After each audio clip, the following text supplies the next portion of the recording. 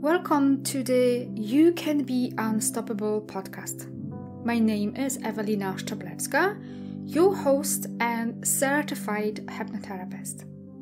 In this podcast, I will share with you how to tap into the power of your subconscious mind. I intend to share with you how learning how to use the power of your subconscious mind can help you to create a successful and abundant life with ease, how to connect with yourself while fostering a healthy relationship with your body and mind.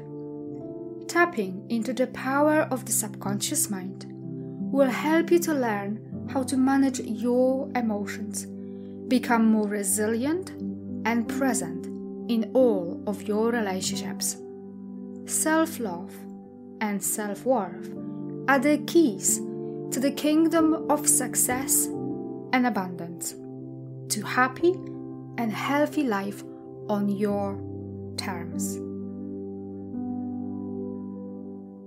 Hello everyone, and today's episode I wanted to go back into habits and revisit them again because I think they are incredibly important to understand how we form habits, why we have them, why is it so hard to change your habits and create new way of being, new way of habitual behavior.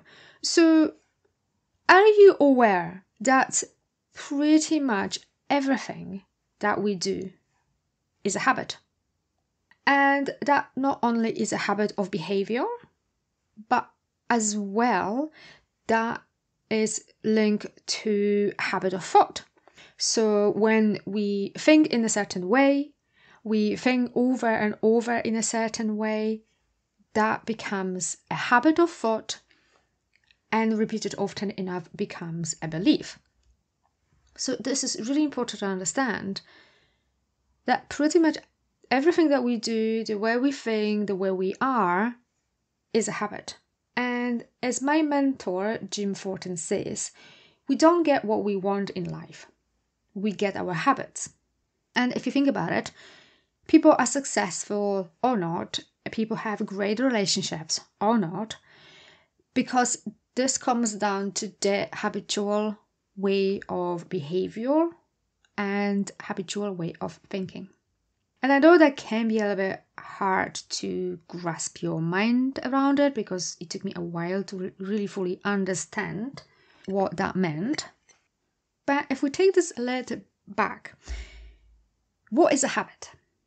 A habit is something that we do without conscious effort. We don't have to think about it, we just do it. So if you think about it, if you're driving, and once you learn how to drive, you can hold a conversation and you can think about something else and you can jump into the car and drive through a very busy city. Because this becomes so habitual, so automatic, and is run by your unconscious mind that you don't have to consciously think about what you are doing, about that behavior, that action that you are taking. But why do we have habits? I'm not sure if you're aware, but brain is roughly about 2% of our body weight, but it takes 20% of the energy consumption a day. That is huge. So it uses a huge amount of energy to function, to run you, to make sure that you function properly. So every time brain notices, spots that you do something over and over, there is a pattern in the way you behave or think, it goes, oh, okay, she or he is doing this over and over. I can make this a habit. I can make this automatic, so I don't have to use my energy or your energy, your body energy, to consciously think about behavior in a certain way or think in a certain way. I'm gonna make this automatic. It's going to run behind the scenes in the background in your subconscious mind. So then prefrontal cortex doesn't have to use energy to consciously think about what you are doing. It's stored in your unconscious mind, and then you can consciously think about other more important things. And this is really important to understand, because once we create those habits, they run without us being aware and consciously think about them. They run our lives, the way we behave, the way we show up in relationships, in friendships, and the way we do business, the way we show up to work. So if you struggling with a perfectionism or procrastination or self-sabotage, that at some point became a habit. So you engaged in those actions like sabotage because of something happened in the past, and there was a way of you to avoid pain or hurt someone else, and you repeated this often because it worked for you, and now it became a habit. And it's also really important to understand that we would not engage in a habit if it wouldn't be any benefit to it. So there is a secondary benefit, there is something behind the scenes. So consider this. Wouldn't it be worth looking into your habits and your way of thinking in order to identify, okay, what habits that I have that are helpful to me and in my aspiration to create a great, extraordinary life, and what habits are really not helping me? Because success isn't really about what cards you were given by life, in a lottery of life, the family you were born in, and so on, but it's taking responsibility of, okay, this is who I am, those are my habits, this is where I am at, okay, what can I do to create better habits? And habits is what create our lives. They are our superpower, and they can support us or break us. If you remember going back to when you were learning tying your shoes, you haven't tied your shoe once and that became a habit. You probably had to do it a few times to learn how to tie your shoes properly. Then you have to probably do a few more times before that came a bit more natural. And then you probably had to do a few more times when it became a bit more habitual and you needed to use less conscious effort to tie your shoes. And with time, you were probably not even looking what you were doing and you could tie your shoes. And that's how we create habits. We do something over and over. And we have them because we need to preserve our energy. It makes our life easier. It's then a familiar pattern, a known pattern that brains prefers because it knows how to navigate this. It knows how you should behave or act or think. It doesn't need to consciously think about it. And that goes back to, when we lived in caves, because once we learned that, leaving the village or a cave at night means pretty much a certain death because the lion would hunt you for dinner, you know that this is not what we do. And that's how the brain still very much operates. Once we learned a habit, a behavior, even if it's not very helpful to us, it likes to stick to it. It requires less effort and energy. It makes us feel safe, even if it's not good for us. So we are feeling less tired, and habits are obviously tied to our beliefs. Like I said earlier, once we think in a certain way over and over, it becomes a habit, and then this becomes a belief. So overthinking is a habitual way of thinking. There was a reason why you overthought something in the past, and then you do more and more, and because you did it over and over and over, it became a habit.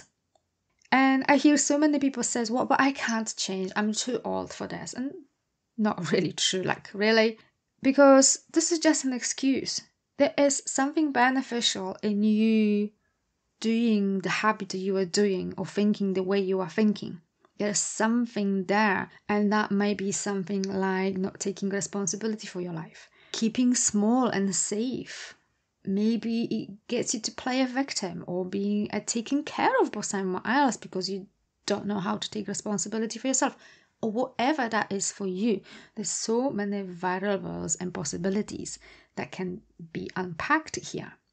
And as my other coach, Sandra Chuma, says, habits are subset of behavior. So first we have a behavior, a thought, and an action before we have a habit. So, we repeat this thought or a action, behavior or thinking repeatedly, so that it gets wired into our subconscious mind and becomes an automatic. Or there is something that we do and is strongly tied to an emotional response attachment. And there is something that it's called a habit loop. So we've got a cue, a routine, and a reward. So before a habit happens is a prompt, a cue, something that triggers us to do it. Then there's a routine, so we do over and over. And there's also a reward, is a reason why we're doing something.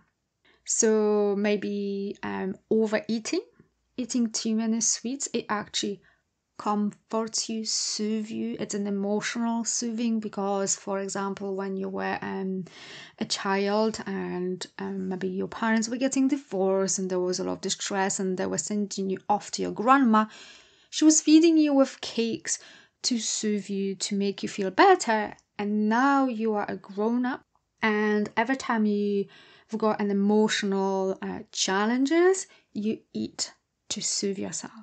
So the habit is there. You eat cakes, but the reward is you feeling better.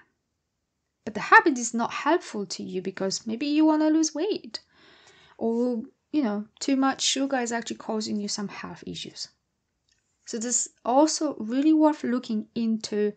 What is the reward behind the habit? Either that's a behavior or a thought. Because let's say self-sabotage is a habit, and the reward may be you stay small. You may think the success isn't for you, or that rich people are bad, or wherever that is for you. What Sandra Chuma as well introduced to me is a Fogg behavioral model by Dr. B.J. Fogg. And I really like it because it's got 3 elements, and the 3 elements are motivation, ability, and prompt. Motivation is very good to get you going. So let's say it's a New Year's Eve and you want to head the gym and you're like, yes, I'm motivated, I'm going to do it. And you head the gym and you probably stick to it for the first week. Maybe even the second week, and the third week your tail is off and the motivation was off. Maybe the weather wasn't really so good and you're like, oh, I can't really be bothered going. So the motivation is very good. I get you going, I get you started, but it's not very reliable and it may not necessarily keep you going. So then what's really important to look at is the second part of the Fogg behavioral model, which is ability. So we need to make the formation of a new habit as easy as possible. So when we chunk it down, make it easy and small, the simplicity helps us to change behavior. So if you have an exercise match and suddenly you want to hit the gym and do 2 hours every day, it's probably not going to be easy. You're setting yourself up for failure. Start small. Prep a bag the night before, so that's the third part, which is a cue, and go to gym for 15 minutes for the first week. Or if you exercise at home, do 15 minutes of yoga or whatever that is. And then the next week you might want to extend that to half an hour. And the next week we might want to extend this to 45 minutes. Make it small and manageable, easy, so you can set yourself up for success. And the third part is the cue. So before all behavior, there is a prompt or a cue. So come up with something like I mentioned a minute ago. Prepare your bag the night before and put it in a car. So when you leave work, you go straight to the gym. Or if you want to eat healthy, but you struggle every night to prepare a healthy meal because your brain says, oh, you're tired, just stick the pizza into the oven. Prep your meals the night before, or prep them so when you leave work, it's easier to take things out of the fridge and put them on a stove. You can even buy a prep vegetables in a shop if you need to go as simple as easy as that. So find how you can make creation of the new habit as easy, as simple, as small as possible, and build upon this. And then you use a cue, a prompt, and whether you need to set an alarm or link this to another behavior that you're already doing. Let's say every morning you get up and you put the kettle on and you want to take some supplements or maybe you drink herbal tea or something. Always link that to something to make it easier on yourself. So when we want to break a bad habits, it's really important to understand why it's so hard, because brain thinks that we need them. Once we have them, it's easier to navigate. It thinks we need them to our survival, and it requires time, effort, and energy that the brain wants to preserve. So when you want to change your bad behavior, identify what reward you get from doing certain behavior, and when you notice that trigger in your mind that you want to do that behavior, it's like, okay, I hear you, but it's not me, it's the habit. It's the habit speaking, it's not me.